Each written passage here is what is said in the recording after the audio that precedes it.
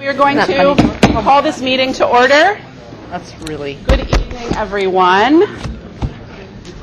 So before we get started, I just want to make a couple quick announcements and comments. So first of all, I want to introduce you all to Michael Allen, who is a new budget analyst for the city. So Michael, if you can stand up and just wave. Hello. So welcome aboard. Nice to have you, Michael. Thank you. And second of all, before we go into looking at the agenda, as we head into a week of gratitude and reflection, I just want to take a few moments to extend some thank yous.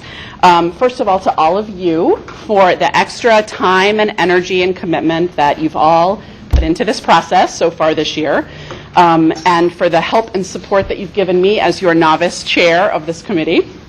And for the collective care and concern that all of you show for the well-being of all the citizens of this city. So thank you. And also a big thank you to the staff who have made this entire process possible. So John and Sarah and Christy Hammett and Mia Carriaga and Sue Kutza-George and Vicki Silvers and Twyla and lots of people that probably do all kinds of things behind the scenes that I don't even know about. I just want to say thank you as well. So you make this process possible. So thank you. Okay, so on to tonight's agenda. So tonight, we're going to hear a general fund forecast from Sue, so she'll be presenting that in a few minutes. And then I'll share an update on our process that's taken place since our last meeting, the process between now and December 9th, and our goals for this meeting and subsequent meetings.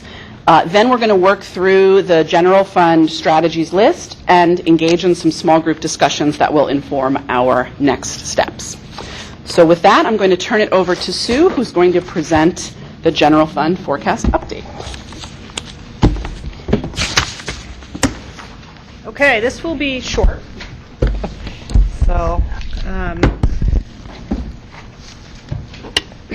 So you wanted one of the pieces of information that you wanted before you could put all of your FY15 thoughts together was really where are we with the forecast, and so that's what we're doing today.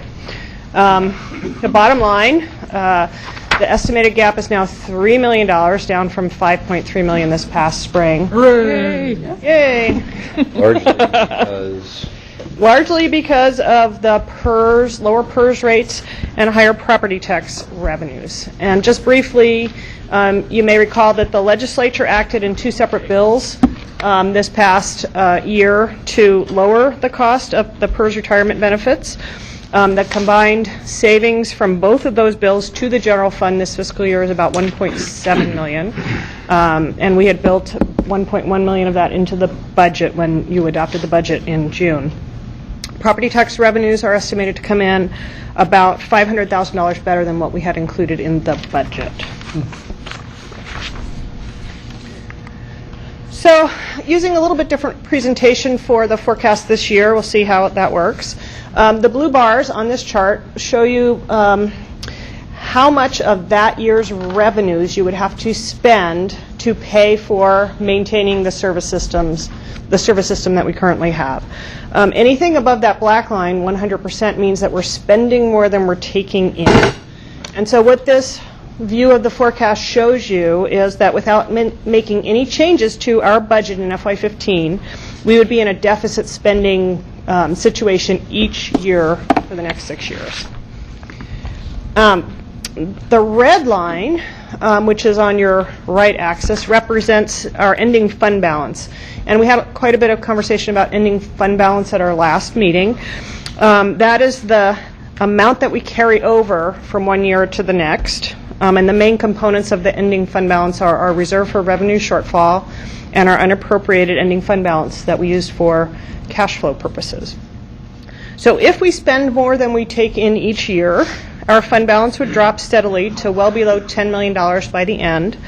This would eliminate the reserve for revenue shortfall by FY16, and then we would deplete most of the unappropriated ending fund balance, which would mean that we would have to borrow money to pay our bills the first few months of the fiscal year. And we would still have an unsustainable service system at the end. So if the FY15 budget includes about $3 million worth of strategies to balance our services with our available revenues, you can see that we would have percent of revenues expended much closer to 100%, a little bit below, a little bit above, but pretty close to the 100% line each year. And our ending fund balance would drop a little bit, but it would stay pretty steady over the forecast period. The reserve for revenue shortfall would remain positive over the period, but would fall short of our 8% reserve target. And so this would represent a stable budget, but recall that we're still hoping at some point to get to a sustainable budget. There are some costs that we don't fully cover in our budget. We underfund maintenance of our assets, like our parks and our buildings, as an example. And so this doesn't get us to a sustainable place, but it would get us to a stable place. As always, the forecast is what we know today, and things will change. We are going to provide an updated forecast to you when we bring the proposed budget next spring. But for now, this is what we know about our situation. And that was it, really, short and sweet, because I know you want to get on to the other part of the meeting. Thank you. That was very short and sweet. Questions? Councilor Clark? Thank you very much for that presentation. Here's a question. I saw something that looked like 102 to 104% budget figures through FY18, something like that. That's roughly what it looked like to me. Has there ever been a year in the last 10 where we have not had unanticipated revenues come in? You mean where our revenues have been short of what we've budgeted? No, actually the other way around. Where we ended up getting monies we did not count on initially through the budgeting process.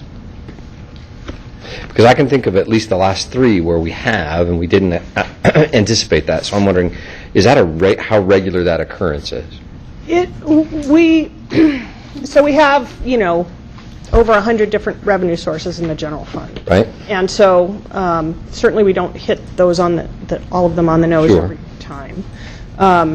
In the big picture, we don't always hit our property tax revenue that we've budgeted, because that's 66% of our revenue. So we have not always, hit our target there. I'm just actually looking, I apologize, I'm just looking for the accounting on this, because I noticed that there will be an occurrence in the course of a year. EWA will increase their rates, and the SILT will be different than we thought it was going to be. PERS legislation will pass, and there'll be revenue that we didn't anticipate, or a lack of expenditures that we didn't anticipate. I'm looking for how we plan for that. That seems like it's a regular occurrence. How do we account for that in the budgeting process?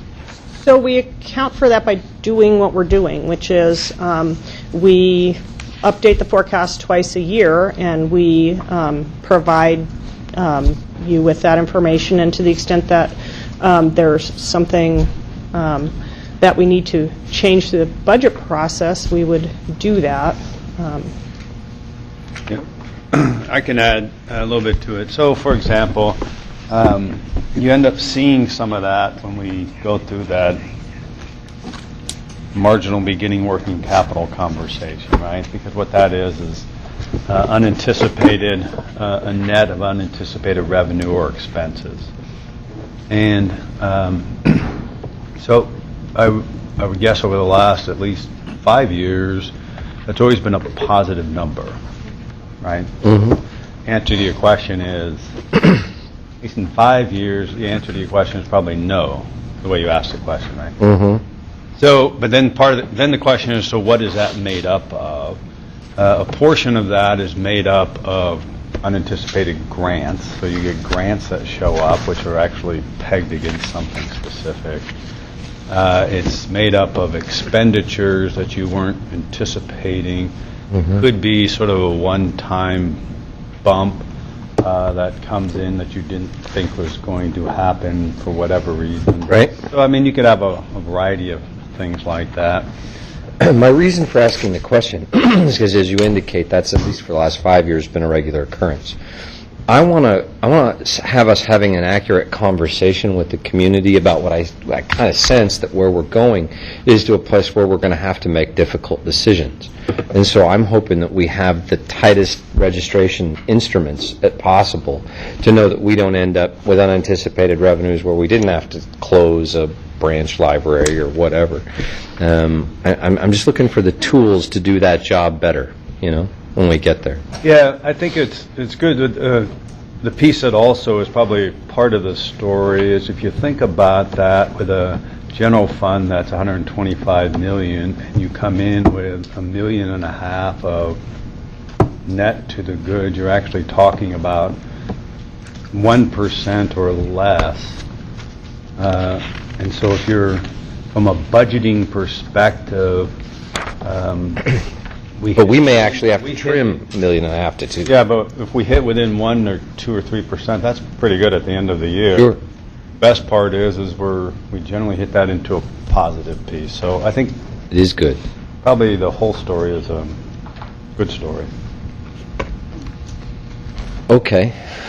I agree with you that it is, in fact, a good story. My point was, I'm hoping that when we're getting to difficult decisions and having to make cuts and decide if we're $1.5 million or $2 million, that 1% short, let's look at the appropriate way to gauge what we know and can anticipate more closely than just, I guess we have to cut something at that point. Thank you. Thank you. Councilor Zelenka. Following on that, so another way to think about that or say that is the reason that it's unaccounted for is because we didn't expect it. So for the last couple of years, we've seen a pattern where it's occurred, but it's not something we can actually count on in the budget process. Is that kind of what you're thinking? That's what we would say. But you could potentially hold back on some cuts, thinking that some of that might occur and make them later if it doesn't occur. And yes, you could do that. We think about that as one-time money at the end of the year because, for example, there may be a time when we will internally also say, let's cut back on some of our expenditures as we can in order to create some additional dollars that now we can roll into our savings account, which helps us moderate over to the out in the out years of wide fluctuations. So part of that ending fund balance actually has allowed us to not make more significant cuts because we've been able to use that to moderate our the gap over the several years. So. My other question is about the PERS rates and litigation. That's the $1.7 million, and we're taking that all as and deducting it from our budget gap. So we're essentially taking it all. My question is really about the long-term risk of taking that strategy, and obviously that bill and that is going to be litigated. What's the thinking behind taking all of that and putting it in there, and the potential of having to pay that back, or would you pay it back? I guess you'd have to kind of guess what the court was going to say, but have they done it where they've said all of that gets paid back, or does it start from where the decision is and then rates change from that and go forward? So you don't have to go backwards. Right. So what we've heard so far when the PERS board has talked about this is that in the event that the litigation is successful and the savings that we're anticipating from the two bills aren't going to be achieved, that difference would then get rolled into the amortization of our liability, or the rest of our liability, and would occur over a 20-year period. So it wouldn't be an immediate, we wouldn't have to pay $1.7 million back tomorrow. So it would make all of our rates in the future go up by some smaller amount. So you pay it then. Right. So if it took 3 years to matriculate through the system, then you pay that piece then. You'd pay it over 20 years. Right, it would start to increase there and you pay Right. it over 20 years. Right, and yes. So it's not, so it seems to be a prudent thing to be able to use that 1.7 million now. It's kind of a gift from the legislature. And when was it that that actually occurred? There were two different pieces of legislation. After the vote on the service fee? Yes, we got our rates from PERS, I think, at the beginning of June for the first piece of legislation, and then there was an additional piece of legislation that was passed in the special session in October. Oh, right. Yeah. And how much was roughly each part? They were roughly equal. But the first piece of legislation basically kicked the can down the road, and so some of the savings from the first piece of legislation was kicking the can down the road, and the second piece of legislation basically said offset that kicking the can down the road and just brought the cost down. So we really didn't have that for certain until about October. Correct. And we still don't have the City of Eugene's advisory rates yet. We're still waiting for those. There was a meeting on Friday, the PERS board had a meeting on Friday, and the system-wide rates came out based on those two pieces of legislation, but we haven't gotten Eugene's. So you're working off aggregate numbers, not specific Eugene numbers. Correct. So it could go Correct. a little bit either way. Okay, thanks. Great, thank you. Mayor Piercy. I just wanted to try to comment a little bit on what Mike said, because I think it's an important thing and it gets brought up during the discussion, because what he's responding to is that if you have additional money come in on a regular basis and the public begins to think there's something suspicious about what you're doing. So I just want to point that out and say we have a good reason, but we need to be explaining it very clearly and succinctly and frequently to people, because I think that helps. It's just like all the other revenues that we have to keep things moving. But we have to be able to, each of us has to be able to explain that and feel comfortable explaining it. And I think that's what you're referring to. I understand exactly why it happens, but it's something that people will continue to question. Well, if you know you're going to get more, then why don't you build it in? So I just ask that we think about that and continue to put that in language that people can understand and utilize. Thank you. Jill. Yeah. Good news, at least, not maybe on the sustainable front, but on the budget gap front, that the was projected with a $3 million gap rather than a $5.6 million gap. Has the city staff, have you, or if you haven't, would you put together a proposed budget reductions decision matrix, again, based on what you recommend now, with the $3 million gap rather than the I think that one was a 5.2 million. Are you planning on doing that?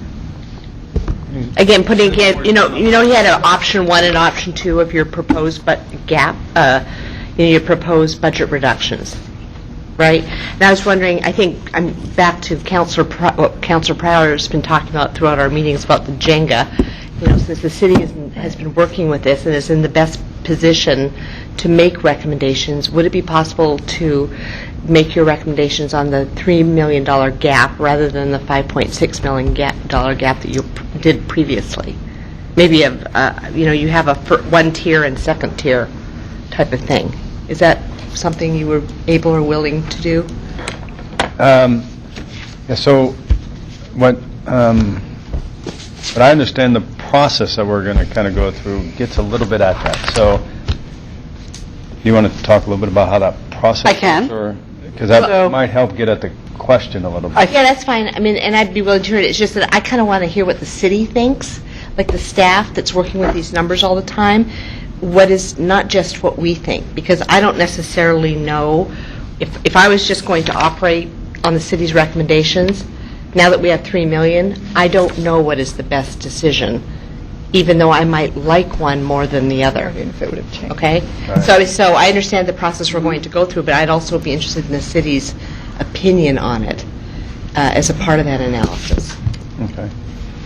Okay, and we'll want to figure out then. I mean, I think there's probably a piece, Jill, as I talk about the process that we'll go through, Okay. where there will be an opportunity as they're building a few different scenarios to add in next time around kind of those thoughts and their own perspective That might to the be- process. Yeah. Good. So I think there'll be an opportunity to get to that for you. Yeah. Councilor Pryor? Oh, thank you. I'm intrigued by the notion of how to anticipate unanticipated revenue and the degree in which you might be able to accommodate that. Is it possible? And so one question would be, the unanticipated revenues that we've received over the last few years, have they all been from a consistent same source, or do they come from different places? So it's not like you can count on this money each year to be unanticipated. It comes in from a variety of different places. And so that's what makes it hard. And I guess in the business world, you do this all the time. You have no guarantee that you're going to receive revenue. Now, you may have clients who are with you all the time, and then there's a certain percent where you just have to guess what you're going to get through sales. And I prefer to end the year a little bit to the plus than to end the year having to make up a difference. So I don't know the answer to that, but it's a challenging question to figure out how can you anticipate unanticipated revenues when it always comes from a different source, and how that works. Steam comes out my ears. But the notion of trying to create a pure budget, and to me the pure budget we're aspiring to is one where the ongoing revenues match the ongoing expenses, and then the one-time revenues can pay for one-time expenses. I mean, that's the pure budget. I don't think we've been there since I've been on the city council. I mean, it's almost impossible to achieve that level of purity. So we can set it as a goal, but once again, it's just something you can't do. So the question then becomes, how much deviation from that pure budget are we comfortable with? And the deviation generally is you make up the ongoing piece with somewhere with some one-time stuff. How much one-time stuff are we comfortable using? Because I'm guessing this year will be like most other. We won't achieve a pure budget, but we're not comfortable deviating from a pure budget by an enormous amount. That's really what the comfort level discussion is. I'm not comfortable deviating a lot, but we need to figure in practical terms how much we can. Thank you. Any other questions? Okay. Thank you very much for that very brief and concise forecast. Oh, I'm sorry. We do have another one. I'm sorry, Councilor Evans. I take a little bit of a different tact on it. I was always told when I was growing up that you didn't pay your heating bill on the basis of the proceeds of a lottery ticket that is yet to be hit. And, it's like playing with a lottery ticket. We don't have that money in hand yet. And so I like to approach it not from the anticipation of what we might get, but what we already have in hand, and what we anticipate that we can count on having in hand. Whatever happens after that is, all to the good. But, I don't think that, we should be engaging in what-if exercises, if come, whatever the deal is. I think we need to deal with what we've already got in front of us now. Thank you. Okay, great. Thanks. All right. Well, thank you. That's our forecast, and it's a little smaller than last time, which is nice. So to step back for a minute, I wanted to share with all of you what our process has been since the last time we met. So since the last time we met, as I shared in the memo that I sent out to all of you, when we looked at where we were at our last meeting, between the items on the FIT report and the items on the proposed reductions, there were more than 100 plus items on there, right, for consideration. So last week, a subcommittee of the Budget Committee, composed of Ken, Chelsea, Marty, and myself, met to evaluate the items that were in the FIT report, as well as the items on the potential reductions list, to determine whether or not they met a series of criteria for finding incremental general fund strategies to help solve the FY15 budget deficit. And the goal was to help focus our conversation on the items that have the greatest potential for implementation in FY15 and that have potentially some significant FY15 general fund savings, and try to take off the list some of the things that may be important but either don't impact FY15 or There's some legal ramification that it makes it not something appropriate to discuss now, even though it may be something we want to discuss with a longer time horizon. And so that we really can go through the process of starting to narrow our conversation to focus on the items that have the most potential for us to consider going forward. So, so I hope that you all understood that from the memo and from the list matrix that you got that kind of showed what that subcommittee had done. Is we really went through and looked at, is the item legal? Who's authorized to take action? Is it something that's implementable in FY15? Does it impact the general fund? Are there significant general fund savings? And then we grouped those items into the some categories, right? Recommended for the FY15 general fund strategy consideration, recommended for council policy discussion that could impact FY15, recommended for council policy discussion, longer term strategy, not recommended because the impact was unclear, and just not recommended. And so hopefully you were able to take a look at that matrix and see what the thinking was and some of those notes were. So in just a few minutes, John's going to take us through an informal process to continue to narrow down this list so that we can really focus our conversation on the things that we think are we collectively believe are the strategies that have the greatest potential as things to be considered. And so that the result is a list of items that the city manager can use to develop 2 or 3 or perhaps more scenarios for balancing the budget that could be brought back to us for discussion on December 3rd. Then on December 9th, we'll wrap up this phase of the process with actually 1 or more strategies that will go then to Budget Committee public hearings in January. So tonight, what I'm hoping is that this process can remain informal. Our goal is really to help focus our conversation, to think about strategies that we each might think are best, and to see what others think, and to provide guidance for the city manager and staff as they build some strategy scenarios for us to consider, alter, etc., so that when we come back on the 3rd, we're ready to make some motions and actually get into responding to some of the scenarios that the city manager is able to bring forward for us. So after John goes through this exercise with us, then we'll have the chance to break up into some small groups for the opportunity to debrief the list we've created together and the process. There will be an executive also at each of the small group discussions to take notes so that that can also go back into what the city manager and staff use to come back with those scenarios. And I hope then we'll all also leave here with the opportunity to think about, okay, based on what we've heard tonight and what we've seen here, what we've heard from one another, we're able to come back next week with some specific things that we might propose for how we want to move forward based on what he comes forward with. So, questions about the process before we kick off? Okay, super. So, John, take it away. You get to use the whiteboard. Oh, it's your favorite. In his element. He's very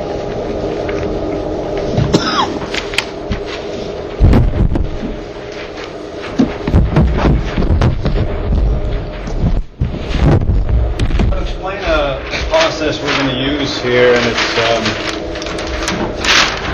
it's called multi-voting, but it's but a couple things. Really, the purpose of this process is to develop a pool of strategies that the budget committee it will be using to try to close that $3 million gap.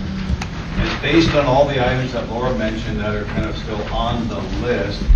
She mentioned there are some on not on this list, but recommended by that group that the council make some policy decisions around that could be a part of a FY15 strategy. A good example of that is urban renewal districts. There's conversation about that. It's really a council policy conversation, and if the council says we want to keep it, that's one parameters. They say we don't want to keep that anymore. That could create dollars for FY15. So that still the council can talk about that, and there's a few of those others as well.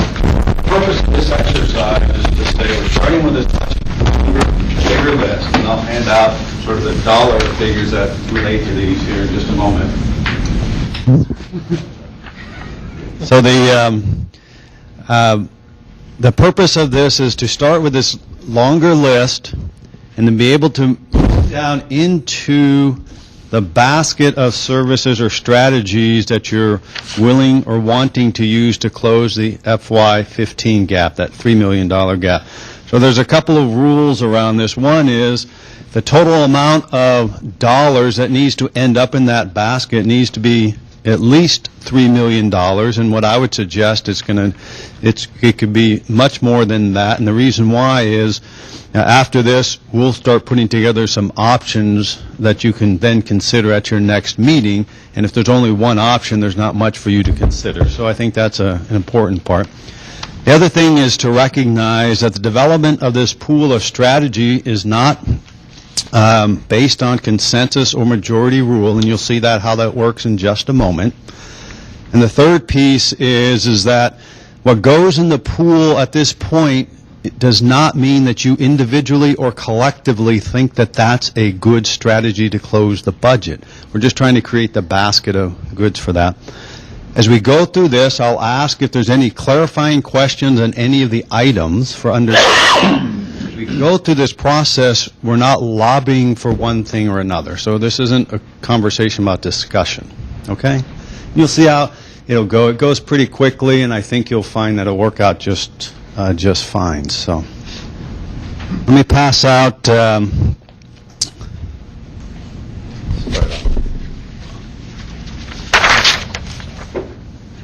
what this is a list of these items, but what's next to it is dollar amounts that pertain to these. You've seen these before, but this will just help as we go. So for example, when we take a look at HSC funding, you'll notice on there it's $600,000 to $1 million, just depending on how you scale it or not. It could be less than that, but up to $1 million.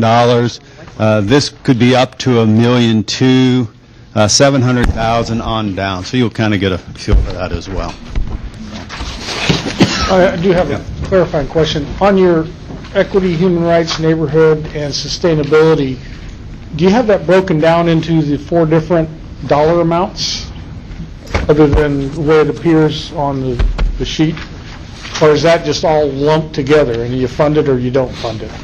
It's scalable. It's scalable, and so I think what we do have it, I'm not sure we have it right today on each one of those particular blocks, but it's scalable, and I think what we would do is one of a couple ways. One would be if one of the strategies says, here's a part of the service that we don't want to provide, that would equate to a dollar amount, or it's we want to scale back by $10, and then we would talk about what that would mean to still try to achieve all the objectives.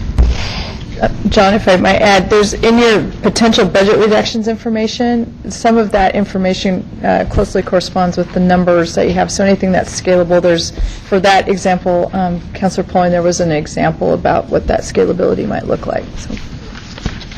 And that was in your email, but you should have had it from the last meeting. 1 million thousand? I'll find it later. Oh, but it's in Are there other questions about what any of these mean? Got it in here. The clarifying question around That's any of scalable these. too, so just like the equity. Just by virtue of the labels, you can, there's a lot of information from your reports and other things, but I just want to make sure. So when eventually I'll ask you about the different items, you know what it is, whether or not you think that's a good idea to have it considered as a strategy, right? Okay. So this is how this process works. The first go around, you can vote as many times as you want, and what that means is I'll just go down the list and I'll, for example, say, how many people would like to have HSC funding at this point considered as one of the strategies or in the basket of strategies that the Budget Committee looks at later on. Now remember, having it totally in the basket doesn't mean you're agreeing to it at the moment. We're just trying to get the list down. So the first go around, I'll just give you a chance to say, vote for however many you want to go into that basket. All right?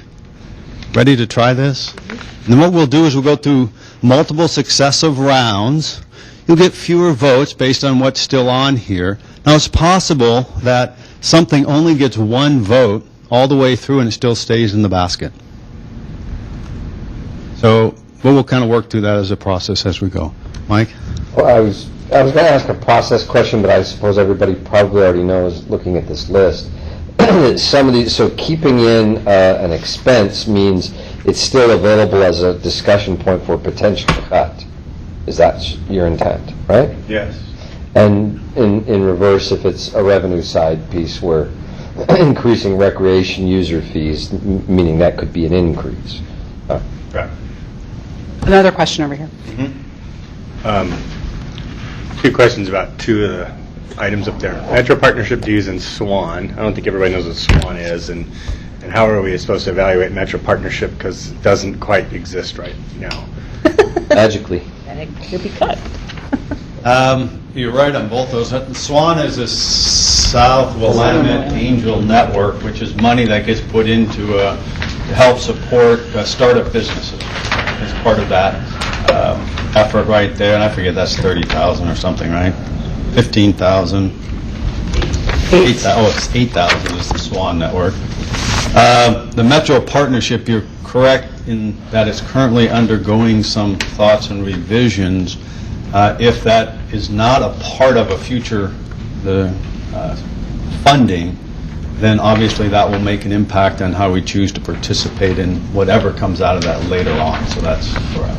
Well, on that one in particular, right now we've got an interim, John Lively, stepping up. Is he being paid through the proceeds of our dues for the next 6 months while we take this look at what we're going to do for economic development? Actually, he's being paid, I believe, through the county at the moment. Our dues are still, we're still having some dues go over to the Lane Metro Partnership for some other of the services, but his particular salary is being paid for by the county, I believe. The other one I didn't know what meant was community events and partnerships.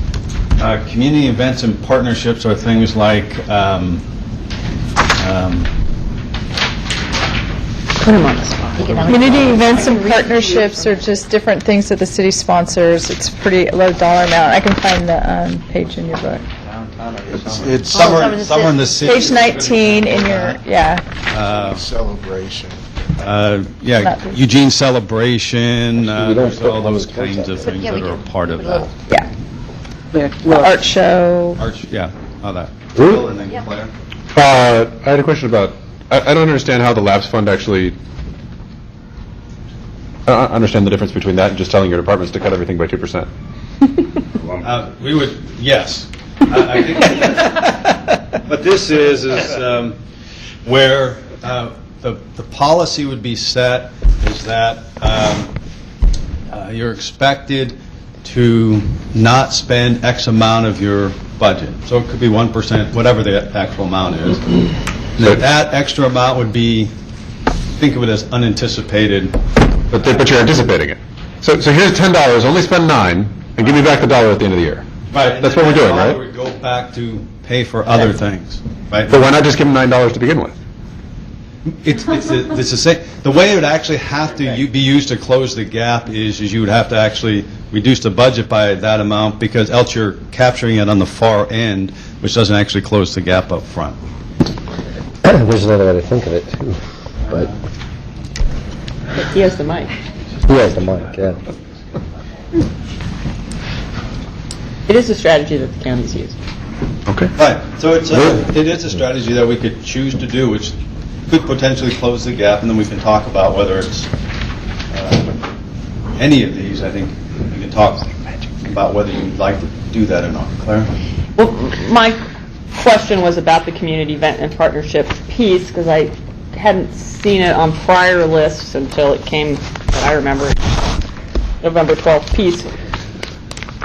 So that's considered an ongoing budget item, ongoing expense, as opposed to thinking of it as one-time opportunities every year? Yes, this was on that expanded list Okay. that we had. Tier 2. So it's tier 2 items, and it's somewhere in the city, Eugene Celebration. So we do plan for those and budget those every year. Gotcha. Thanks. Other clarifications? Yeah, Alan. Of the council travel in sister cities, how much of that is sister cities? 20,000. 28 to 35.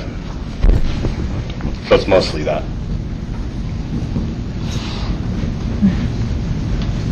Other questions?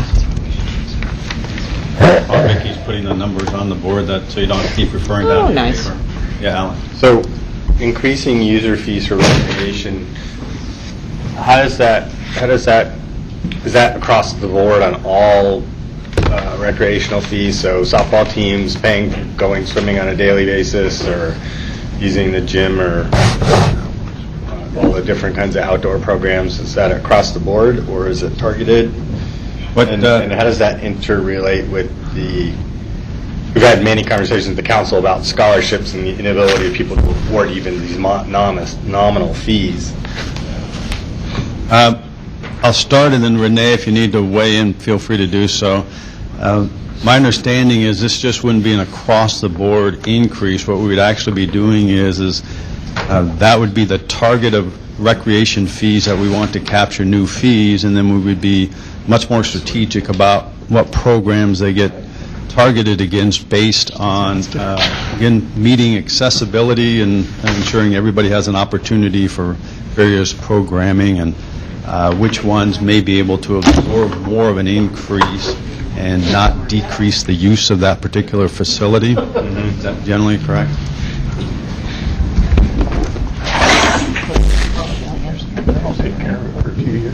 That's correct, although the number, the $140,000, was derived based on all fees being increased by 5%. But we would do exactly what John said, look for where we have an opportunity to increase in places, and some we wouldn't be able to. Other questions? I have a question. So you may have shared this at some point earlier, and I just can't remember. So everything that's on this list that has a single number, not a range, is considered not scalable. Is that correct? So when we have a pool, that kind of thing, that's not something that we believe can be reduced rather than closed. No, this is definitely scalable. This is definitely scalable. That's not. Yep. Parks maintenance can be scalable to a certain extent. Uh-huh. No, just because we're just talking about. Right, yep, so that's already scalable, yep. No, yes, police Okay. investigators, because that's, more of those. Okay. Jail beds, probably not, only because we kind of buy that in bulk, so Right, maybe, okay. but that probably not so much. Mm-hmm. A branch library, you're kind of there or not, unless you just really shrink hours, but I don't think that would be practical. Programs and services, there might be some scalability in there. Bethel Library is kind of your second in command. Is what it is, right? Hazmat is or parks restroom, we can close some of them and not others, so it's kind of scalable, but probably not. The car camping program, probably not, because you'd still need the same staffing essentially, so you're not saving by scaling on that. You could scale some of this. This you could also scale some. No, you could scale that. This you could scale, maybe, but probably not so much for the same reason. This definitely is scalable. This is scalable. This is scalable. You could scale this one, but there's not that much that makes much difference. This you could scale also. This is a revenue source. We should try to make sure people understand what these are. Color them, underline the revenue. Thank you, I appreciate the clarification. This is actually a revenue side. This is a revenue. I just want to make sure people understand with this one, this is not the proposal that we talked about in May. So this isn't about creating a new fee, anything like that. What this is that we would have the opportunity to use some of these funds more efficiently, and there is a nexus to the parks, and so this isn't creating that same conversation we have in May. All that would be, we're not thinking about that at all. I just want to make sure. We have one more question over here. Councilor Brown and then Councilor Clark. I'm just looking at the LCOG dues at 60,000. Does any part of that go to cover, I know that they administer senior services, is that correct?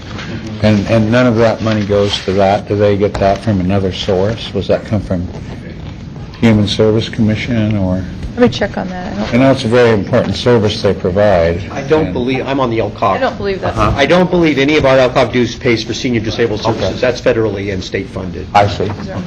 There may be some administrative overlap, but it would be very small. Councilor Clark, did you have a question? Yeah, with some of those, especially the ones that are scalable, where we are, like HSC, where we, just around it, we say we kick in $1 million.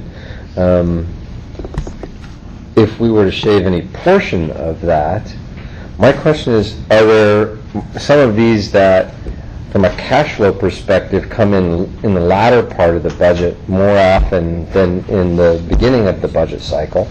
From the standpoint of what I brought up earlier, if we have unanticipated revenues, it seems that putting one that has the capacity to pay at the end of the year farther up on the list of potential cuts would be reasonable, because if we have unanticipated revenues, then we can make that decision in a revised budget later in the year. So are there ones up here that have timing issues that could make it easier on the decision process here? Could be, and where that conversation could occur, same with the scalability part of the conversation. This first exercise is we just want to say which ones you want to put into the basket.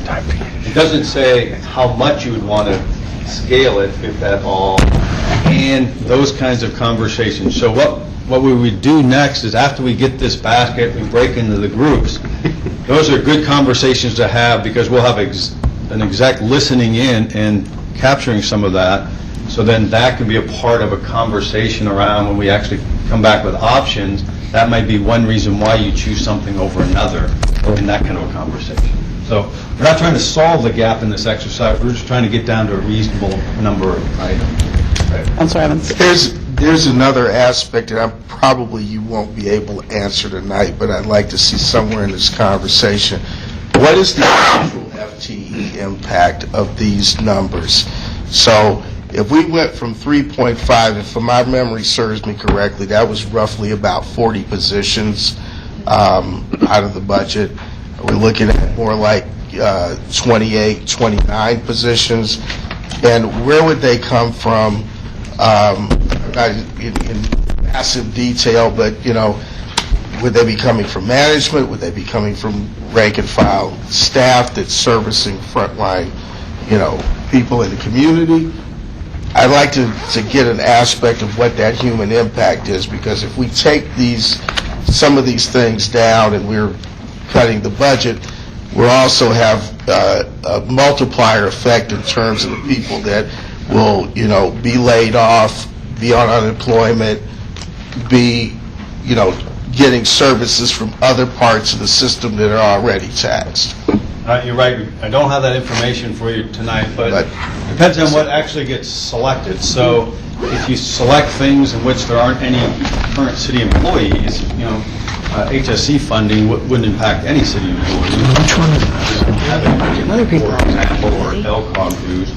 If everything comes from things that are a service that actually an employee, like the Bethel Library, so it just depends on what's actually in the basket. So, John, is that something then that, based on what we discussed tonight, then the scenarios that you bring forward could include some of that information?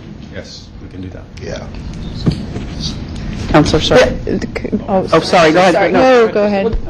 Just a point of information, some of the FTE information is in the November 12th potential budget reductions memo in terms of FTE for each of these. But I would point out that some of the funding that we give to other agencies may not impact FTE at the City of Eugene, but might impact FTE at other agencies. Like at the county. Yeah. Or social services. I was going to make the same comment that Councilor Surratt did, in that there's a lot of FTE information in the budget reduction, but if I remember correctly, the Tier 1 reduction proposals was about 40 FTE, but I don't have the breakdown, Councilor Evans, that you were asking for. Yeah. 'Cause A few moments ago. In my mind, I'm thinking, 28 or 29. It would be with the revised figures that we're playing with now, or working with. Any other clarifying questions before we get into this? Remember, what we're trying to do is get to a pool of items from this list that you're thinking, willing, that we consider for closing the $3 million gap, okay? We're just trying to see what happens and... First pass. We're not doing the dot exercise, Betty, so you'll be happy with that. We want to continue from. Right, so the first go around, you get as many votes as you want. You can vote for all of them, for none of them, it doesn't matter. Again, what you're trying to say is, hey, what, I'm willing to have jail beds in that list that we take a look at for, as part of that, okay? So that's what it is. So will I vote for Marty since he's not here? No. What you're going to do is you're just going to raise your hand. I'll go around, I'll count them. I'll just put the number up on there, and we'll kind of see where we're at. Okay. I'll let you know that. We're voting to keep these, so a yes vote, a raised hand is, keep them on the In the list pool. to consider cutting. Budget cuts.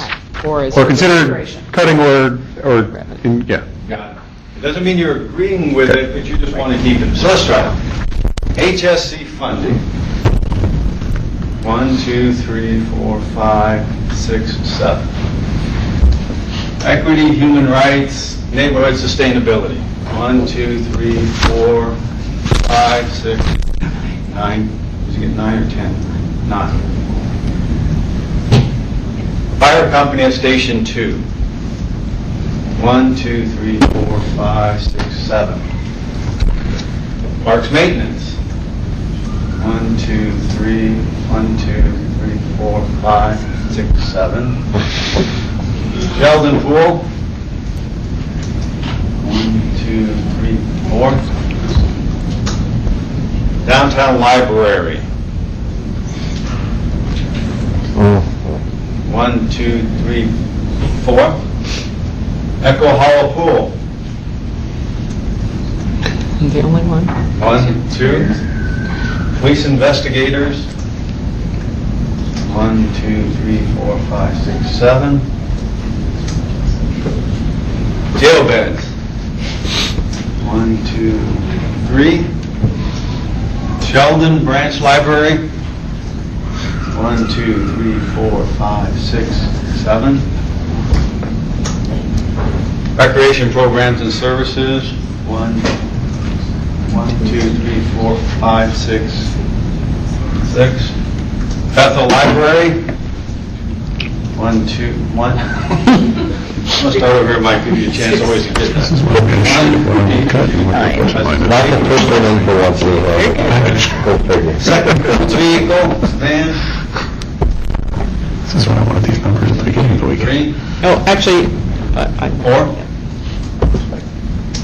Hazmat team.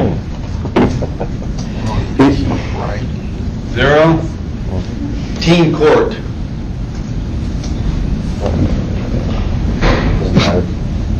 That's okay, you can, yeah. No, okay. Parks restrooms. 1, 2. She's gonna hit that. Car camping program. Was you want in this discussion at all? No. Apparently, I'm the only person that thinks so. LCOG dues. Hey, you up, Will, or? This is to keep it in, yeah. 1, 2, 3, 4, 5, 6, 7, 8, 9, 10. Metro Partnership in Swan. Sorry. 10, is that what you're thinking? Mental health court. Community events and partnerships. 1, 2, 3, 4, 5, 6, 7. Wait, okay. That's okay. 3, 4, 5, 6, 7, 9. You got my hand, right, John?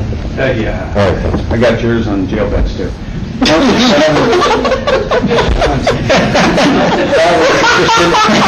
Council travel and sister cities. You get that one? Okay. Looking glass? That's station 7. Station 7. Reduce the reserve for revenue shortfall. 1, 4, 5, 9. Lapse fund. I guess, I'm so confused by this. You know, vote 1, yes, sir. 1. It's magic money. Increase recreation user fees. 1, 2, 10. Fund. 1. Stormwater fund revenue. 1, 2, 1, 2, 3, 4, 5, 6, 7, 8, 9, 10. How this works is, unless anybody has an issue, we're going to cross off the ones with zeros. I'm asking a question, sir. There were other points of discussion along the way during the course of the budget process, so I'm wondering why some of those didn't make it to the board. So did you have a chance to read the memo and look at the matrix that was sent out? Okay. So were there things on the list that changed where they were? Other parts of the discussion, things like bicycle registration licensing, that came up during the course of the meeting but didn't make it through to the discussion. So did you send them to me as one of the things you wanted to be It was in the considered? course of the conversation we had, and when we were back on... During this conversation, since, like, this go-round of budget stuff versus previous years? Yeah, when we were, I believe I was on the phone when I said that, and I was reporting in from the community conversations that we had that had several ideas. That was one that I brought up. Okay. So I didn't get those in any way, and so I apologize if they weren't captured somewhere.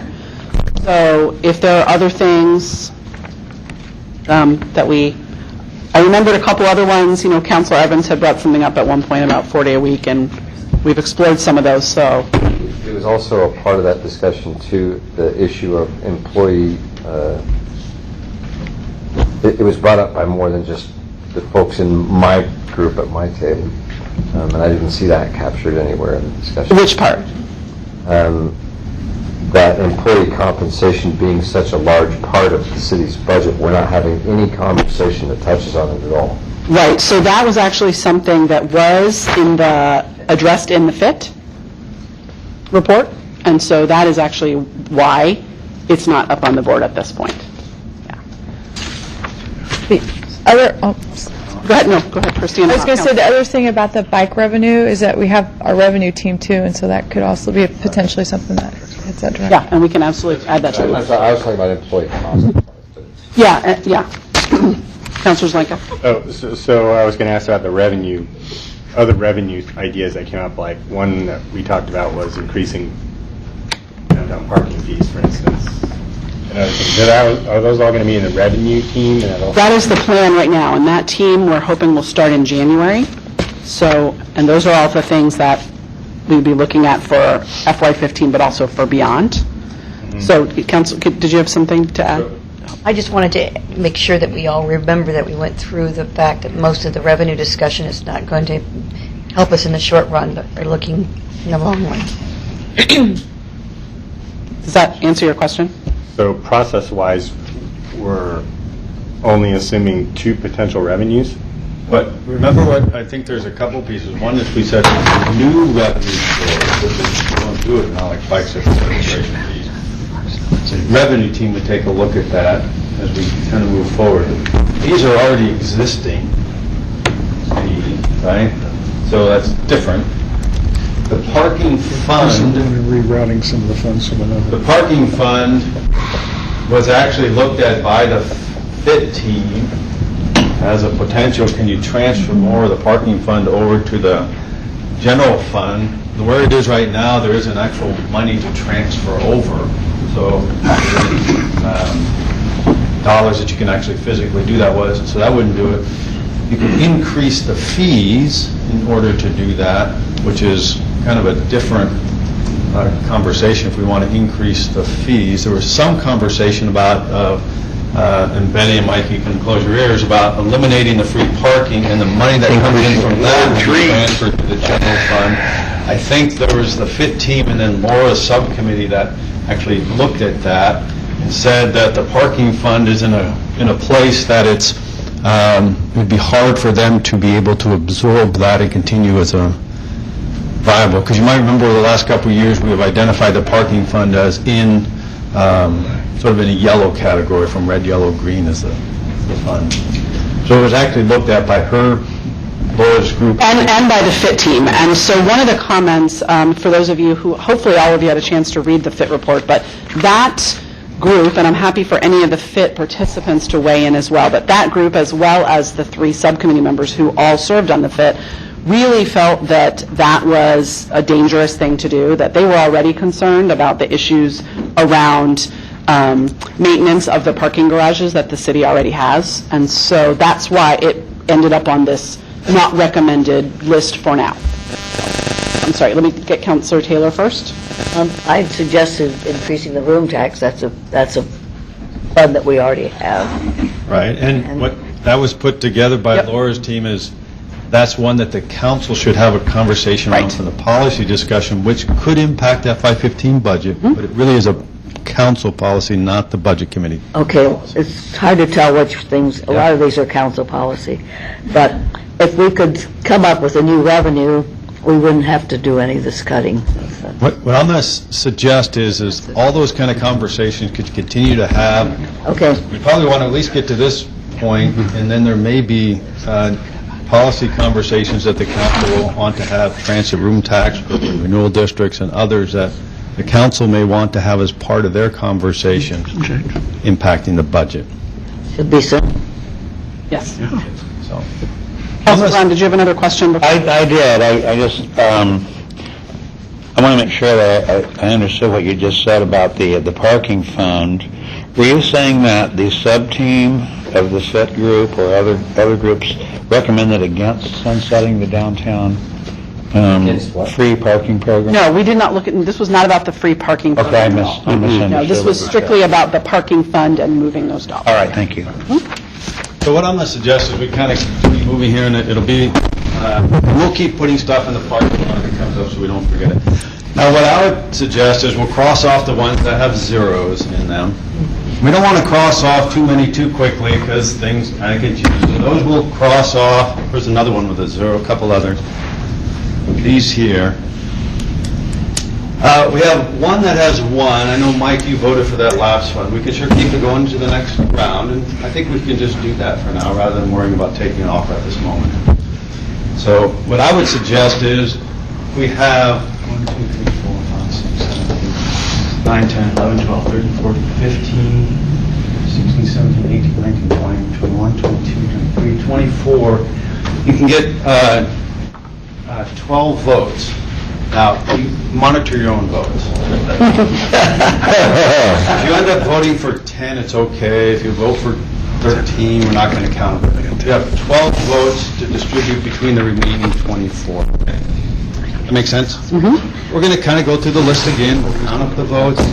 Then you have your 12 votes to do. We're the same exercise. Which ones do you want to move into this pool? Strategies to consider for the $3 million gap. Okay. Everybody ready to vote? No. Yeah? I got my package. 3.2 and cuts. Done.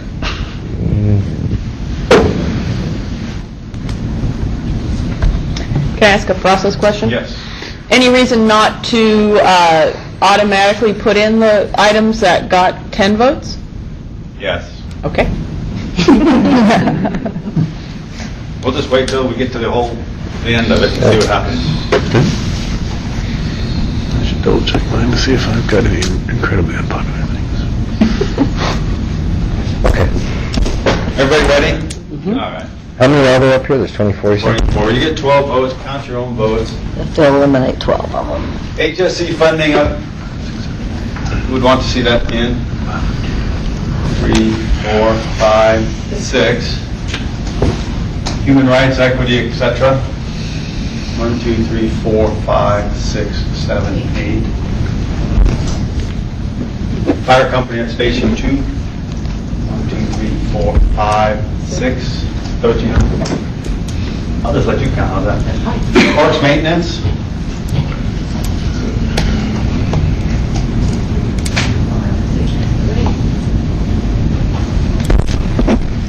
Sheldon Pool. Sheldon. All right, good. Downtown library.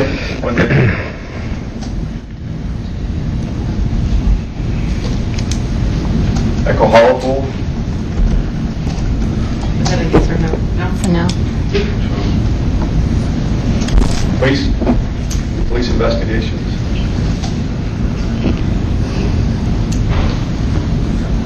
Jail beds.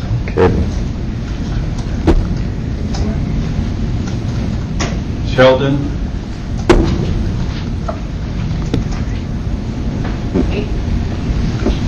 Recreation programs, services. 7. Bethel, library.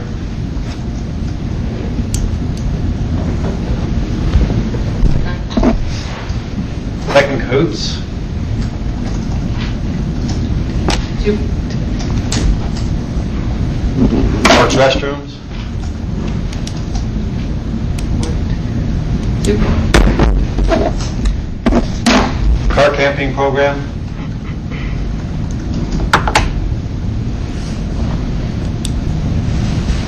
Elkhart dues.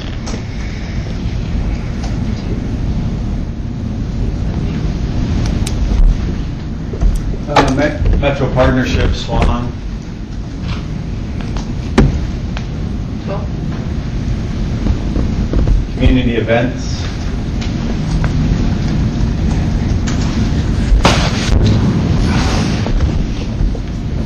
Council travel, sister cities.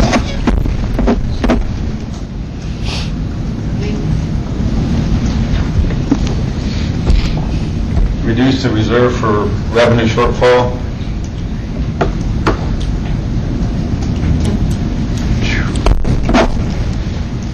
Lapse fund.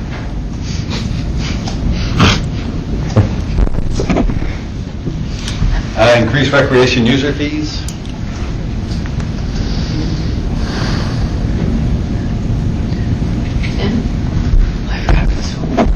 Fleet fund.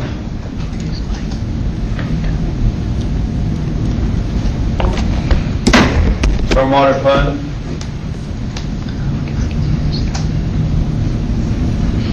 I can only raise one hand. No hands raised here, Bill. 10. Sorry. Okay. What I would say, here, I guess I'll have to ask about the lapse fund, Mike, if that's a big deal for you moving forward. Doesn't seem to be, I guess. I can cross that one off? Yeah. Okay. Make sure you're okay with it. I'm not, but what choice have I? This is a democratic process, right? Actually, I said it wasn't as we went forward, so. You can always bring it up for discussion. The car camping, it's got 0, so I think we should eliminate that, right? Concerned with that. Wasn't there something else that was? Second Coots. We got a couple. Park restrooms and second restrooms. Twos. They're not twos. We got Echo Hollow, Parks restrooms. We don't have to eliminate Second them cahoots. soon. I mean, we'll keep constricting, so you'll get less votes. Again, we don't want to eliminate them too quickly, right? So we're not trying to get them, we're not trying to get done in 5 minutes. We're trying to get a good list that people are comfortable with that are in the pool. So, yeah, Benny? I only voted 10 times. Can I vote two more times to eliminate something? Just kidding. No. I'm going to suggest we just keep this list for now, and let's go to another round, let's see where we get. Last time you had 12 votes, right? We eliminated just 2 things, so I think you get down to 10 votes only. So you get 10 votes. Self-monitoring, you can vote for all 10, Betty, or not this time. How is this not a group preference democratic process? It clearly. Right, yes. Yes, it is. Okay. It just, will. So, we're voting for things that have a dollar amount, and I have a package that I've selected of 11 items that has the total dollar amount we want to cut. So now I have 10 votes, so now I'm not going to be able to even cut 3 million. Does that make sense? Am I saying that correctly? That's your particular package. Right. It'd be easy to vote for a package that wouldn't even close the gap. I remember we had to get at least $3 million into it. Okay. So, as we kind of narrow it down, we are going to do some of the math as we kind of get to that. So if we end up with a package of $200,000, that's not going to get us where we need to do. So we'll start worrying about the math here in another round or two. So you only get 10. You can vote for a lot. We're not self-monitoring. It's your own thing. HSC funding. Remember, you get 10 votes this time. So HSC funding.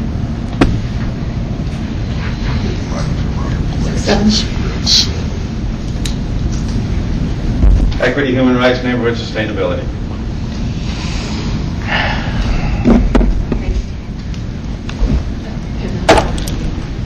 What's that? Oh, it is? Okay.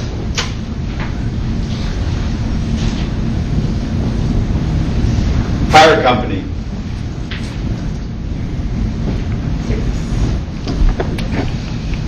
Parks maintenance.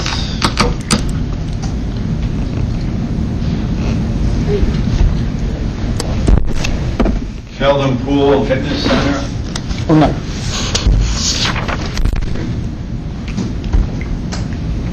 Downtown Library.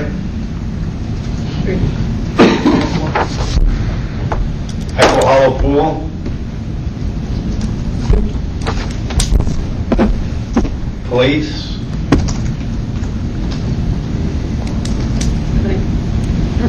Verse 4. Jail beds. What's that?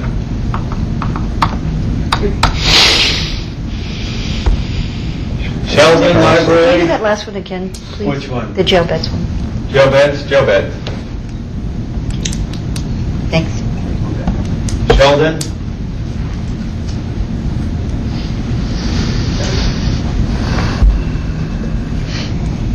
Recreation program services. Was that a yes? No. Yes, it was a no. Bethel Library.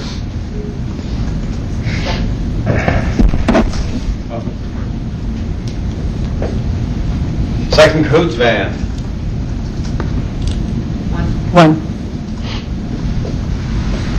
Parks restrooms.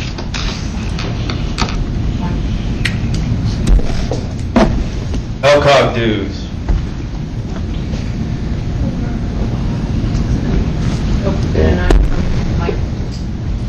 Metro partnership. Actually, I didn't vote for that one. Make it 8.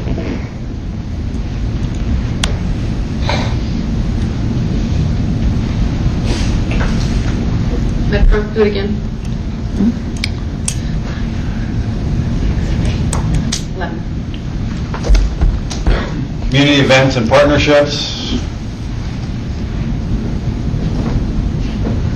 10.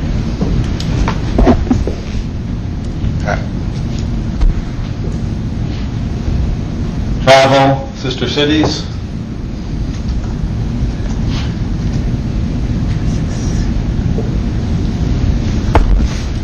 Reserve for revenue shortfall.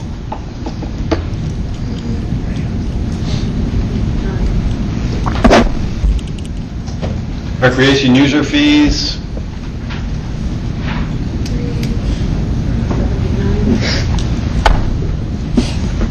Fleet. 2. 3, I think there's one back there. And then stormwater fund revenue.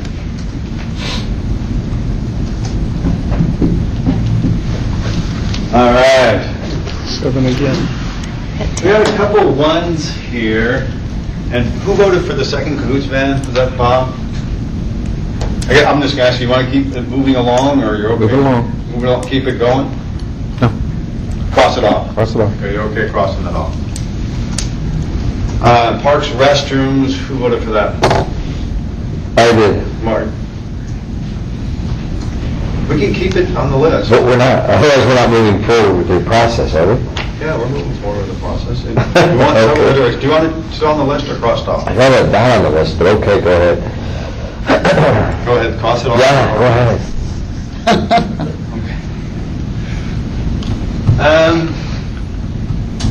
We got Echo Hollow Pool for 2 folks. I don't remember who voted for Me. those. That one's staying up. Okay, stay on. You get individual veto power, which is fine. Then we have jail beds. I don't recall who voted for this. I was one of them. Those 2. You can keep it on the list or come off, it's up to you. If you want it still on the list, we'll keep it on the list. I would like to keep it on the list. Okay. We don't want buyer's remorse in any of this, that becomes important, so, okay. Let's go one more round and see where we are, at least with dollar amounts. So we eliminated 2. Yes. So we're going to give you 8 votes this time. So think about what you're going to do with 8 votes. Vote for the same 7. We'll start the back. Difficult. Good shape. Saying 7. Who's checking to see that people don't vote?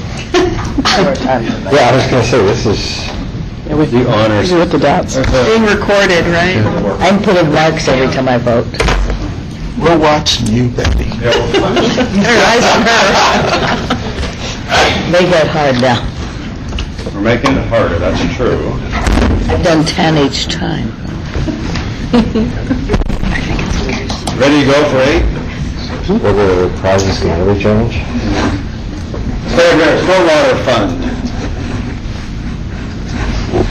Thank you for starting on the other side. 11. Fleet.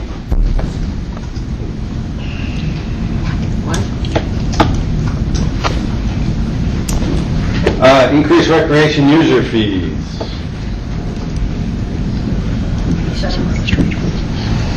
Reduce reserve for revenue shortfall.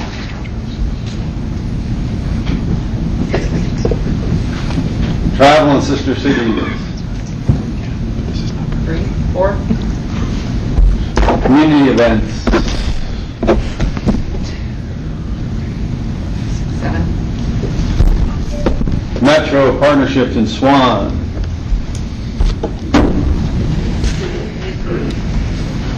LCOG.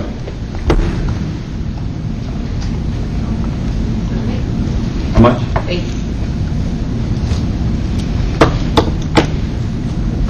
Bethel Library.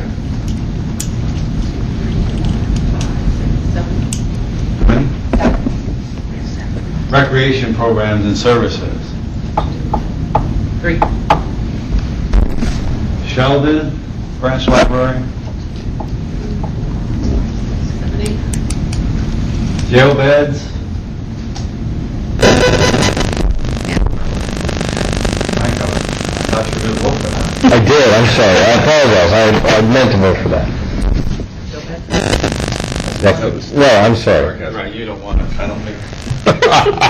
My guess is you're not voting for it. Police investigations. 7, Echo Hollow Pool. 1, 2, Oh, no. 2, 1. Jill. Downtown Library. 3, Sheldon Pool. Oh, you know what? I don't want Echo Hall. Oh, I'm sorry. I'm sorry about that. Sheldon Pool. Parks Maintenance. 3, Fire Company. 5, Anything. Equity, Human Rights, Neighborhood Sustainability. HSC. 6, We had, Joe Bennett, zero. Okay, can I come off the list? That's about that. But a couple with ones. We had Sheldon Pool and Echo Hollow Pool with 1. Jill, you were at Sheldon. Who's at Echo Hollow? Mike. Me. Yeah. And you can cross it off, that's fine. You okay with not advancing it? Yes, I am. Me too. talk about Echo. Thank you, Mike. All right, now we need to see where we are dollar-wise. Anybody adding these things up? If you give me which ones, I can tell you what they are. HSC funding up to $1 million. Remember, these are scalable. Hold on just a second. Well, we got more than we need total, but let's just see what we have. Okay, go. We got up to $1 million, up to 1.2. You want me to do the max value? Yeah. Sound like a game show, the discussion. 700,000. 500,000. The name of them would be enough for me.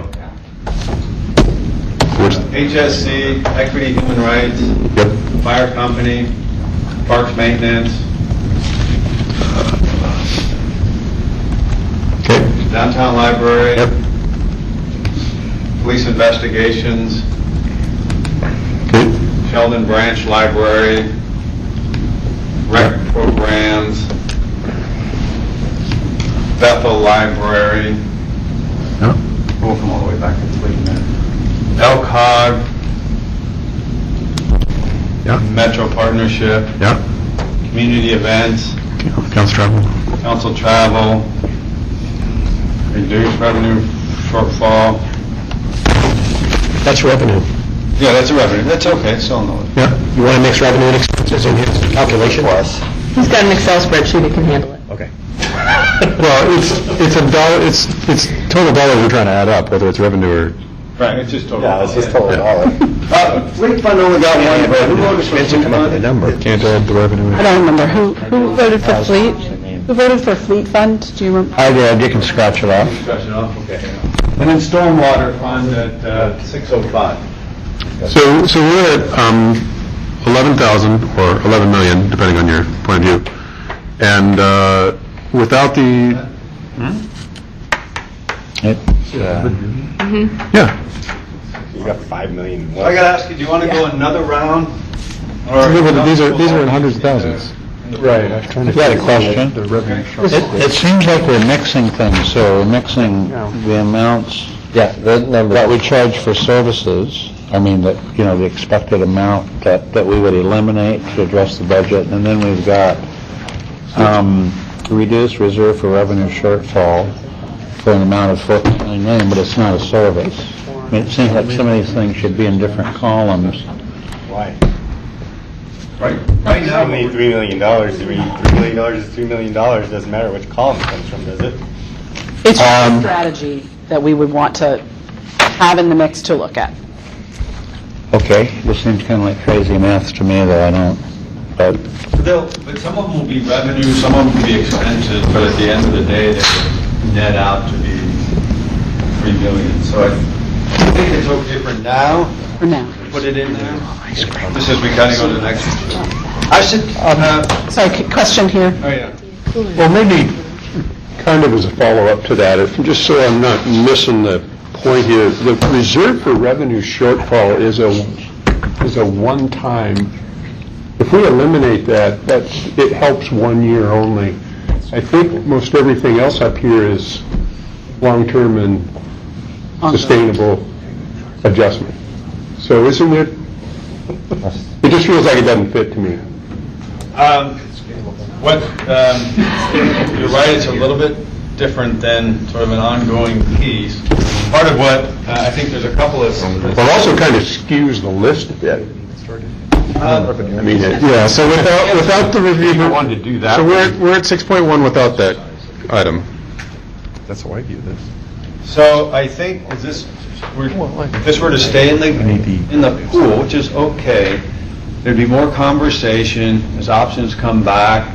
Some option could include some of this or not, just based on the conversation. So I don't want us to try to nuance them too much right now. It's kind of what are you willing to at least consider in the pool? So could you clarify what reduce RRSF does? It, How you got to why 4.9 is the number. I don't know why 4.9. Under the split report. That's the entire amount. Right. So that's that savings account, right? That's that we talk about reserves, we have the one we pay off all our bills with before we get property tax, and that's not this one. This is that savings account that we use for a variety of. So that's, of all those things on there, that's the only one that's a one-time fund. One-time kick the can down the road, and then next year you're back to where you were, if you use money from that? Is that the only one up there that's like that? Yes. So, but we use that strategy this year. It's a viable strategy as we go forward. We can choose to do some of that also. And so is the idea, John, that keeping it on the list, because it's scalable, just means that it would be in consideration for some further discussion about what amount, if people want to pursue that strategy, at what level, right? Is that what that means? Okay. Yeah, Councilor. I've got one more question. So, okay, I understand that, we're just moving it forward, maybe, that's okay. My concern was, when I heard talk about adding all these things up and trying to get to 3 million, it would mean there's other things we haven't considered that will probably move forward too, like some of the FIT team items on the FIT financial investigation team. Is that correct? And then other, like what? So anything that's on there, I mean, there were some valuable things on there. We weren't passing judgment on them. We were going to move them forward into the conversation. What I'm trying to suggest is that there's other things to move forward too. So everything that was on the FIT report is actually in this matrix that was reviewed by the subcommittee. And so this list includes the ones that that group recommended to move forward. So there are some things, for example, in the FIT report that were recommended for council policy discussion. So those may be some of the ones you're thinking of, right? So that's where John talked about riverfront, the urban renewal districts and transient room tax and those kinds of things. So those are things that are on the list for council policy discussion. So some of those things are in different categories than this list. And then some things actually were not recommended, and you can see the rationale on this matrix. Can I ask about one thing that I don't see here, and I'm not sure about the recommend? One thing I think that maybe there's a little more examination is lowering the general fund balance as a percentage of revenue from 35% down to 20 or 25%. Historically, it was 25% at the start of the recession. That's something that we might want to consider. And I don't know if this is the right time to bring that up, but in addition. Thank you. I think that, I don't know what that means. I don't know what that means either. It's a table that's in. There's the tables that we've been looking at and that were provided. Well, it seems to me like, if I don't need part of to. that is that this piece, this is part of what gets at that.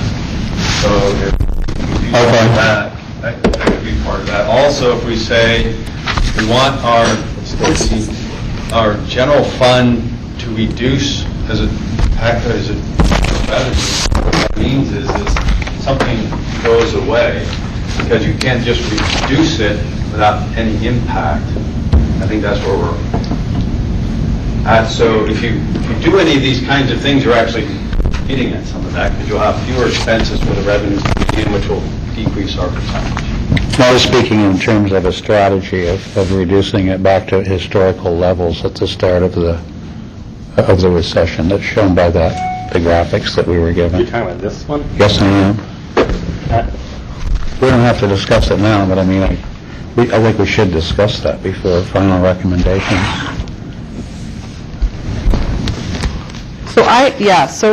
Well, one of the things we need to figure out, part of the goal here today is actually to figure out what are the things we want to make sure to focus on for our future discussion.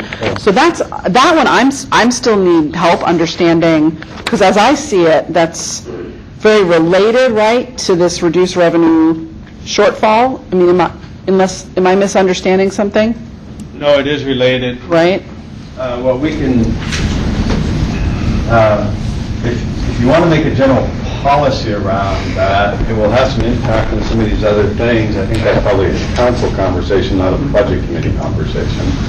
So that could go on the list of that with urban renewal districts and transient impact, all that kind of stuff that we're on there. So maybe something the council would want to talk about, but we're getting at that by some of these kinds of things. So even if you set the policy, you have to decide what is it that it's going to impact, and this is some of the stuff that will impact. Well, that may well be a council policy. We just thought, if the budget committee, discussed it a little bit more, they could maybe make a recommendation. Some of the other things are definitely council policy decisions, so I just want to make sure this doesn't fall through the crack, because I think there might be some promise there where we could lower it a little bit and So we'll put it over here, put a little more money on the positive side. I don't mean slashing it down to, reckless levels or anything like that, but perhaps a reduction could be helpful. So we'll put it over there so it's on that list, so we don't lose. I'm totally confused by this concept, George, because I don't understand what you're saying. So if you were to lower the percentage of the budget that were the general fund, say from 30 to 25%, or 35 to 30%, and that represented $1 million, where would the $1 million come from?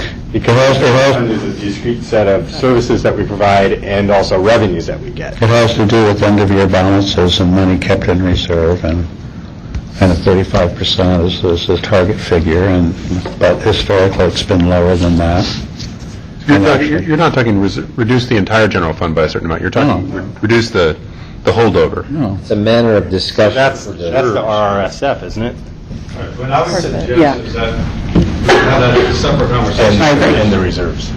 If you remember, even that whole conversation talks about, as I recall, a whole lot of different things in there that are really not just strictly impact here. So that includes encumbrances, it includes a whole lot of things, and so it's Well, mostly it's the 2-month, the UEFB, and the RRSF, the reserve rest. That comprises 99% of it, right? But in policy context.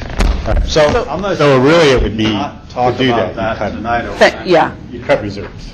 So I have Counselor Pryor on the list, and then I know we all look like we kind of want to take a 5-minute break, so I'm going to let Counselor Pryor add in something if he had something to say, and then... Metaphor. Take it away.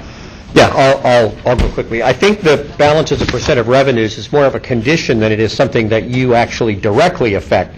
The other things you do will affect the balance, but the balance is affected by the other things you do, so it's not a direct result. So if you change your reserve for revenue shortfall or you change some cuts within the general fund, it'll result in a change to the balance, but it's not something you affect directly, if I understand. The other element is this list we've got here includes some ongoing and some one-time, but some of these ongoing ones are ones that I would not want to have ongoing year after year. Some of these I go, okay, I could live with it, but I don't want it to become a permanent ongoing effect. So what keeps me kind of able to stay on track is to say, we're talking about the FY15 budget here. And even though it's an ongoing kind of service, I'm willing to have the conversation for the FY15 budget, but I may not necessarily be supportive of making that cut permanently, forever and ever, amen.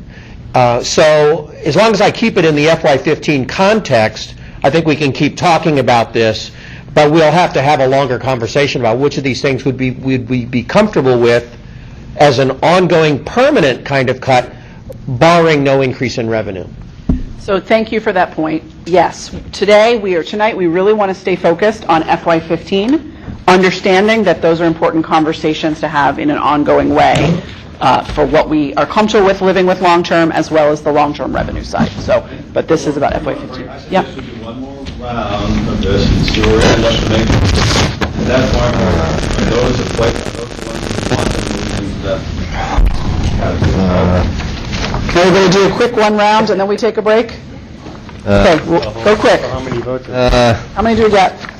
7, okay. Hold on a second. What's going to drop off? Oh, You do too. What are you going to do? You're not done.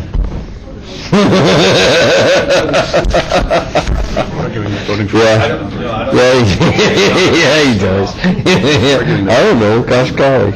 You guys are actually surprised me so far, so. Yeah, it kind of surprised me too. Right, so that's... All right, make her up. Okay, ready for 7 votes? Go. We'll start back here again. Stormwater Fund. What do we vote? How many votes do we got? 7 votes. fleets off, recreation fees, 5, Chris, is that a half? 5. reserve for revenue shortfall, 7. council travel, sister cities, 4. community events, 6, 7. Maine Metro Partnership, dues, Swan. 8, COG, 6. Bethel Library,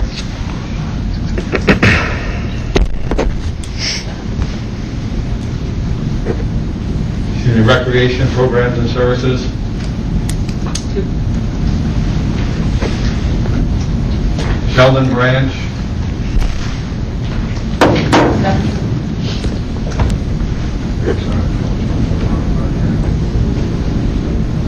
police, Really? 4.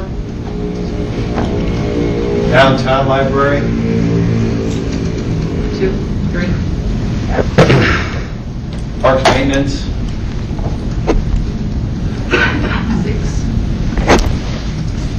fire company, 4. equity, human rights, 7. HSC funding.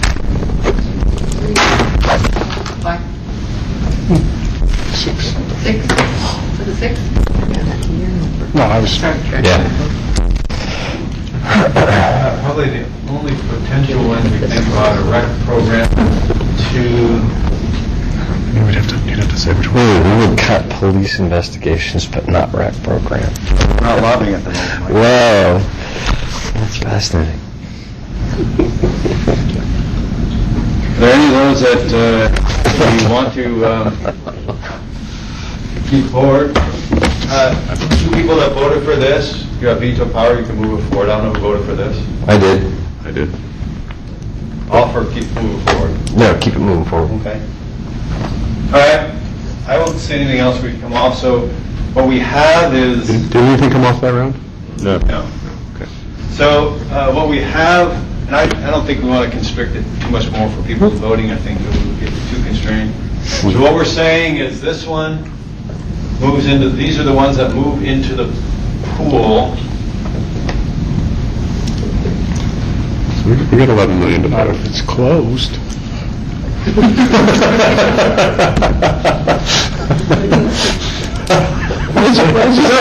Outdoor voice.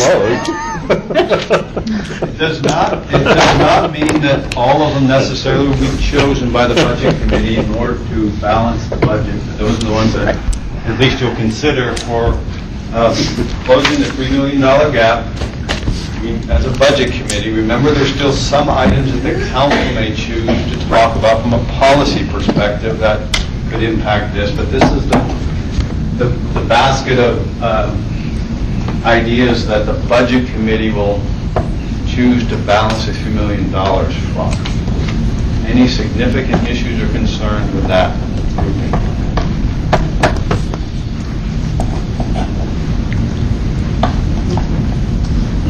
I would suggest we take a 5-minute break, and then we'll have a chance to discuss in some small groups. 5 minutes. I don't know how the citizens felt with the coin test.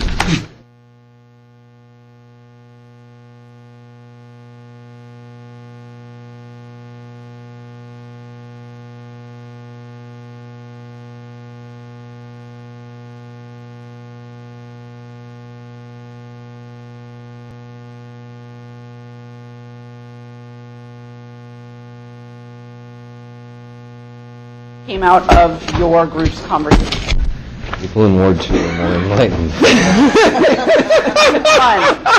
Yeah. You have some thoughts you would like to share with the entire... I don't know if I'll be able to articulate it as well as Michael did.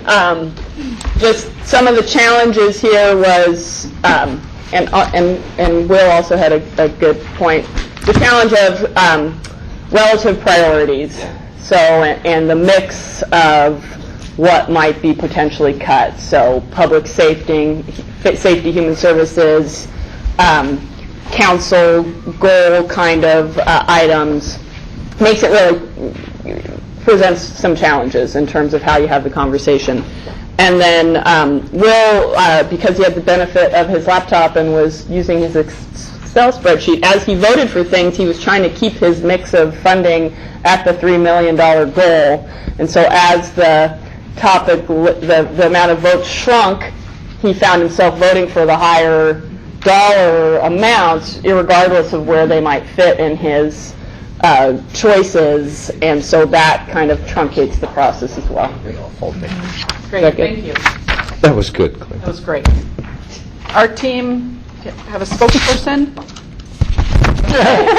Really briefly, Sue, our note taker, can you share what we thought? I think I got to 4 things. There was conversation about scalability, so, some of the larger things, how would they be scalable when we put a package together?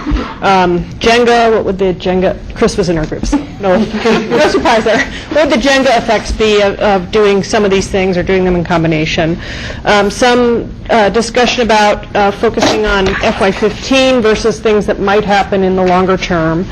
And then some conversation about the smaller items and kind of the utility of having small items on the list versus some of the larger items. And then a few, there were a few suggestions and questions and so forth. But I think those were the main comments. Do you all have anything to add? What would we do? I think the overall feedback that I heard was people liked the process, thought it was valuable for bringing some focus to the conversation and not getting us off track, but same comment about the fact that as we kind of went through the process, it became easier and easier to focus on the ones where there were significant dollars. So. Final group. Thoughts? Go ahead, Christy. Oh, sure. I'd be happy to.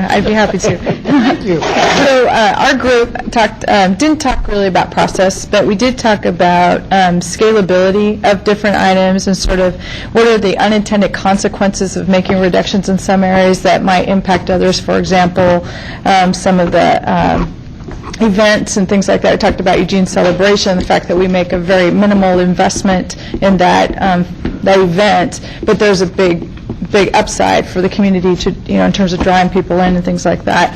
Talked also about that a lot has been heard about not kicking the can down the road and using one-time resources to address the gap, and we, have been using reserve for revenue shortfall occasionally over the last few years to balance the budget, but need to be thinking about that in terms of the feedback received at the community engagement process.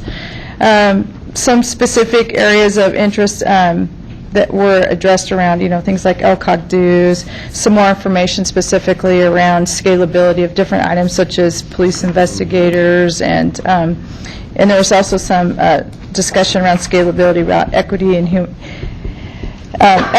rights, and the sustainability reduction that's addressed, and what would those different scenarios be, and coming back with some options around that. I think those are some of the main themes that I recalled. Did you guys have anything to add to that? I'll just add one thing. The Sustainability Commission is working on a letter to the Budget Committee that they'll be sending to you via email, so look for that. The only thing I'd add to that is we had a little bit of discussion about the politics of the decision making. And when you choose things, the message you send out into the community, either good or bad, or what the cost of that are, and thinking about that too. Do you have an addition that you'd Well, I just was hoping to get further information. Are they lobbying us on our budget choices? Is that what that is? They're going to point out what the value is of the sustainability staff with regard to the city and future and directly related costs that the city incurs. Specifically, if you we've got goals to reduce fossil fuels. Right, they got and if you don't have somebody to follow through, that won't happen, and they quantified it. The reason for my question was, it is my request of staff that if we're going to get letters such as that from one committee or city commission, we should certainly have them from all or none. So many, to clarify that, many of the budget impacts, not that this gets exactly to what you're saying, but the proposed... This was just my request. No, yeah, I get that. The proposed budget cuts talk a lot about what some of the impacts will be. I don't know if the proposed budget cut around equity, human rights, neighborhoods, and sustainability talks about It does talk any of the about the impact? scalability, but not to the level of detail. Not to that the I think level maybe of the group detail. had some Okay. interest in terms of clarity, for clarity purposes. So first of all, I want to thank all of you for participating in this tonight. I think it was probably at some points a frustrating process. I do also think that it helped us stay focused on FY15 and focus on what guidance we would like to offer the city manager and staff as they work through a few scenarios that we can consider, discuss, and drill down into for the decision that we're going to need to make, the recommendation that we're going to need to make by the end of December 9th. So my understanding is that you will take what you heard tonight and come back with, based on what you heard, a few scenarios, possible ways that strategies we could use to close this gap, right? At the same time, there may also be some things that happen subsequent to that of council discussions that could impact those numbers of a revenue team that could find some other longer-term possibilities. Is that Yes. correct? Can I state back so Yes. I understand? What we plan to do is prior to your December 3rd meeting is present scenarios. We won't have a particular recommendation around them. We'll try to make them logical for some reason. Scenarios, all of them will add up to $3 million. And then eventually, any of the other items that council may want to talk about, whether it's bike fees, urban renewal districts, or anything like that, as we move into the more formal part of the budget process, if the council chooses to move forward on one of those, of course, that could offset anything that's being proposed as part of that $3 million. So I think That would that's still... happen later, after... That would happen after December later. 9th and after the public input process. Right, because Or in the there's spring. no way, unless the council wants to meet between now and December 9th, to really get at those items specifically, but they can still be a part of their budget conversation when we move into the spring and early summer. So hopefully this also gives you all a sense of some things you might want to think about and ruminate on, but prior to when we come back to discuss on. So what are we going to do on the 3rd? So on the 3rd, we're going to hear these scenarios, and then that's when I think it's the opportunity for people to make motions. I accept scenario number 1. I move to accept scenario number 2. I move to take Mix and match. We'd anticipate that there would be some Yeah. mixing and matching. that- mixing and match, right? I make a motion to take part of scenario 1 and part of scenario 2. Two from column Right, B. exactly. So that's what we'll be doing on the 3rd. We're just wanting to get the conversation going so there's something to start with. Okay, so thank you again. Bill needs to go. Thank you for all your work, and happy Thanksgiving to all. Thank you. We are adjourned.